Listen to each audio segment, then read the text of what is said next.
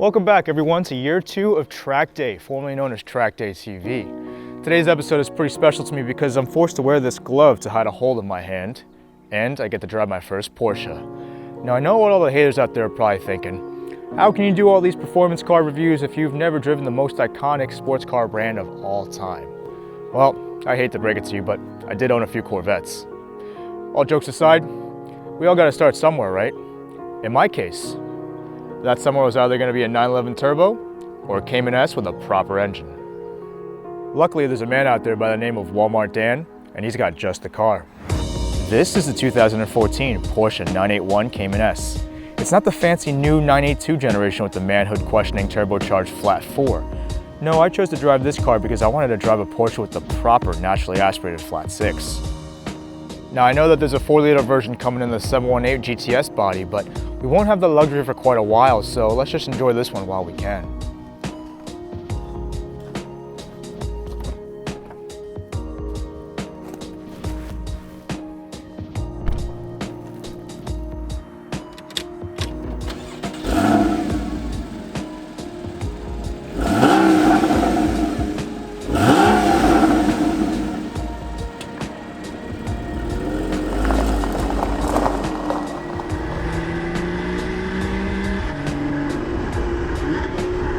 Before I can continue, I need to introduce what I call the Vehicle Report Card, which is a grading system that I came up with for doing these car reviews. It covers 10 essential aspects of a vehicle, each worth 10 points, and at the end, we add them up together and give it a letter grade. Kind of like high school. Nifty, huh? The first category is engine, power delivery, and exhaust note.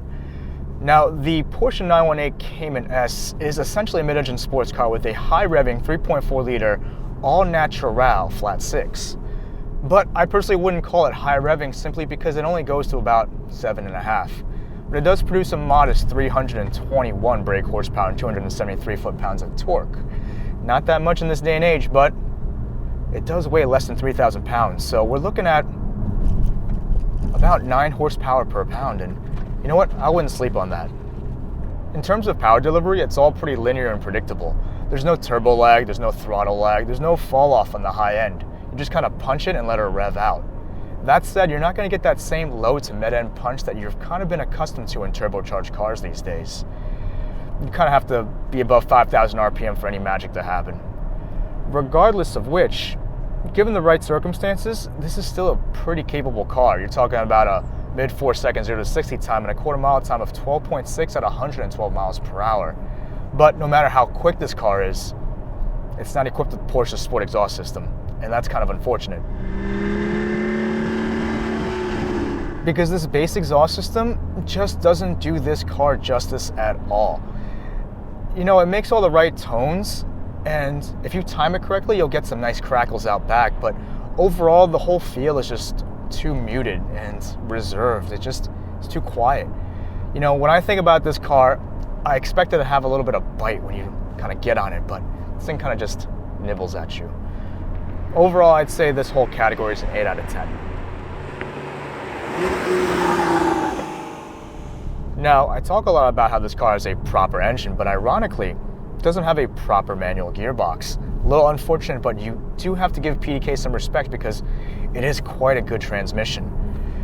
You know, for the guys out there who intend on tracking this car or track this car, I would say PDK is 100% the way to go because there is no physical way you're going to be shifting fast in the computer with your hands.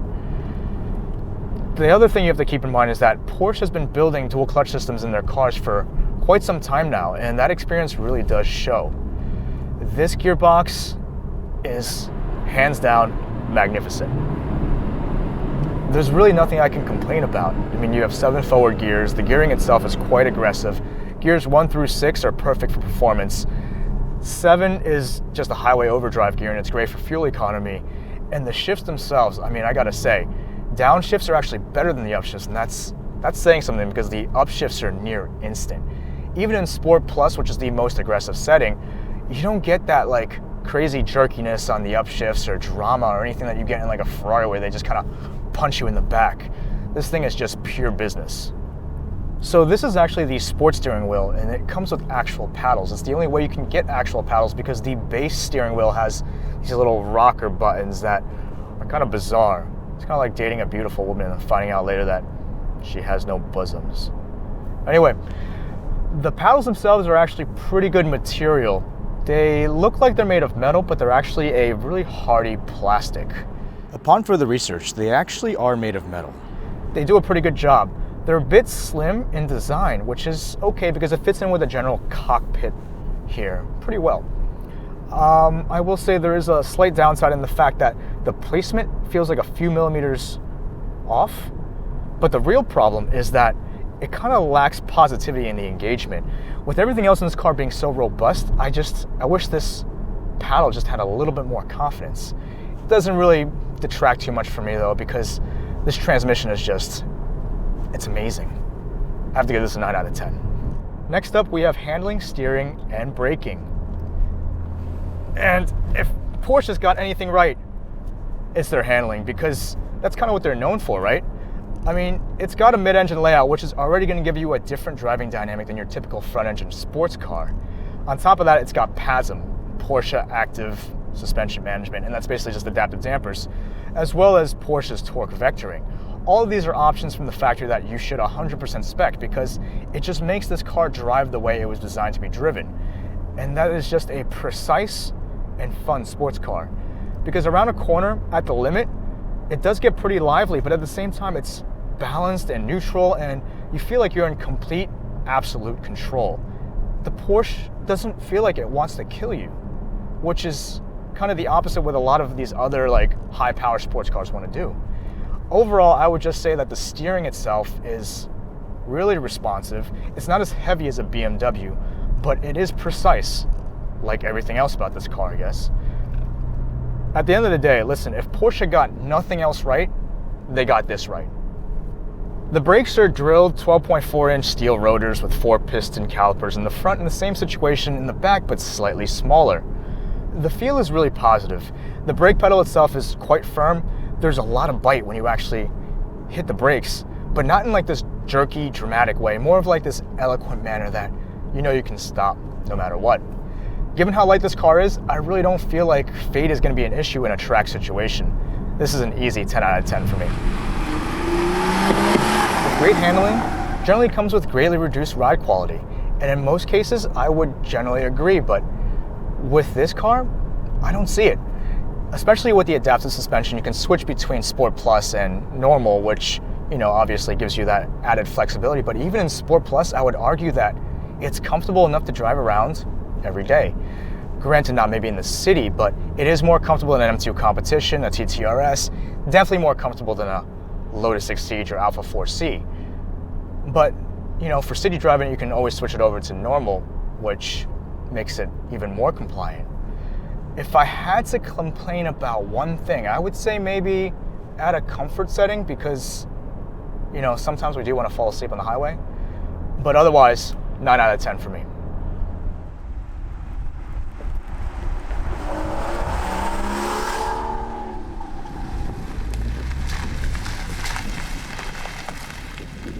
So, this interior is quintessentially Porsche. I mean, there are design elements that pretty much carry over from one model to the next in the range, whether it's from a Macan to a Panamera or, Cayman to a 911. Personally, I'm a pretty big fan of buttons. I love having buttons in my cars, and I think this Porsche really does it for me. I mean, there's a button for everything. There's a button for Sport, Sport Plus, traction, suspension, spoiler, some heat stuff, and another thing I don't really care about, but there's literally buttons for days, and I can just keep pressing them until my fingers fall off. I mean, the downside, however, though, is that this car is $82,000, but it doesn't have navigation, backup cameras, or cup holders. Not that I can see, but... Oh, there are cup holders in this car. Wow, that's gotta be the most genius location for cup holders in a sports car ever. Only in a Porsche. The seats themselves are okay. They hold you well enough for what this car is capable of, especially on the street. On the track, maybe a different story, but for the most part, can't complain. Storage space, on the other hand, pretty good for a car this size. You have a trunk, you have a glove box and this kind of hatch area for oddly sized items. So overall, I'd say a 7 out of 10 in this category. The last thing I'm going to talk about is driver engagement. And what that really is an overall subjective feel of the vehicle's driving dynamics. For me, I think the car is really potent around a corner, and the PDK can't be faulted at all. It's a good transmission. But the exhaust node leaves a lot to be desired, and power delivery around town is lackluster unless you're really hammering it. And somehow there's kind of like a sense of disconnect that other cars in its competition range really tend to excel at. It's not so much numbness, I would just call it maybe over refinement. I'll leave it with an 8 for now. On the outside, we have a few criteria as well. The most obvious being exterior design. I'll be honest, yellow, not my first, second, or third choice. That won't affect the score though, but I am a big fan of the overall shape and dimensions of the Cayman. To me, it always felt like a leaner, younger, more athletic 911. The side intakes, the sleek roofline, the headlights, the pop-up rear spoiler. It's a very pretty package for an entry-level Porsche. And I'm sure this whole design is rather functional. On top of that, they always seem to do a good job with the wheels. Nothing too gaudy, just timeless wheels that look good even after half a decade. I would argue for a more aggressive front and rear bumper design, but that's kind of what the GTS trim is for. Overall, 9 out of 10 here. Curb value is a very subjective topic and feelings can be hurt, so I'm going to be as blunt as possible. At the end of the day, it is a Porsche. You roll up to most places and this will get you some attention from both sides of the gender pool. Sure, you'll have 911 guys be like, oh, that's just a Cayman, or Lambo guys be like, just a Porsche. But at this price point, you're getting a lot of bang for your buck. Because the normal people, they can't tell the difference between a 200 grand Turbo S or your entry-level Cayman. And no matter how you look at it, it's a proper sports car. If you rolled up to me at a stoplight with a Cayman S, I'm going to assume you either know how to use that thing or you just graduated med school. 9 out of 10 here.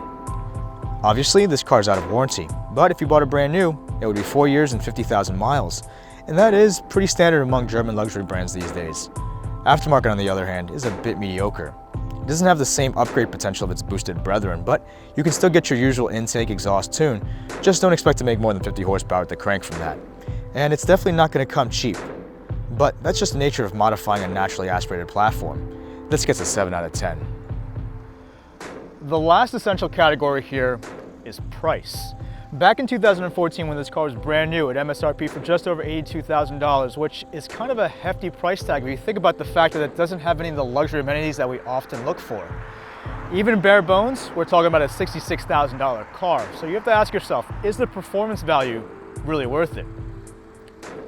And if you think about it, it's one of the cheaper mid-engine sports cars that you can buy on the market these days. So really, there is some merit there. I'll give it a 6 out of 10. It's a sports car that ages exceptionally well and can still keep up with the usual suspects at your local parking lot. Many people will consider the Corvette a better value proposition, especially with the mid-engine C8 coming out. And I would tend to agree if you're comparing it to the Turbo 4 718 Cayman, but the flat 6 718 GTS is a whole nother animal. And it probably would drive a wedge between me and my beloved American sports car. All in all, it gets the full 5 bonus points for me. So let's tally this all up and see where the 981 Cayman S ended up. I hope you guys enjoyed this video. If you did, let me know by leaving a thumbs up and a comment below. Our merch store is up and running, so go check out some of the designs, and if it tickles your fancy, help a brother out by grabbing a cool hoodie or t-shirt. And if this is your first time on the channel, don't forget to check out some of my other stuff. I produce all sorts of high quality cinematic car content, so if that's your jam, hit that subscribe button and ring that bell icon for new episodes every Thursday. Thanks for watching.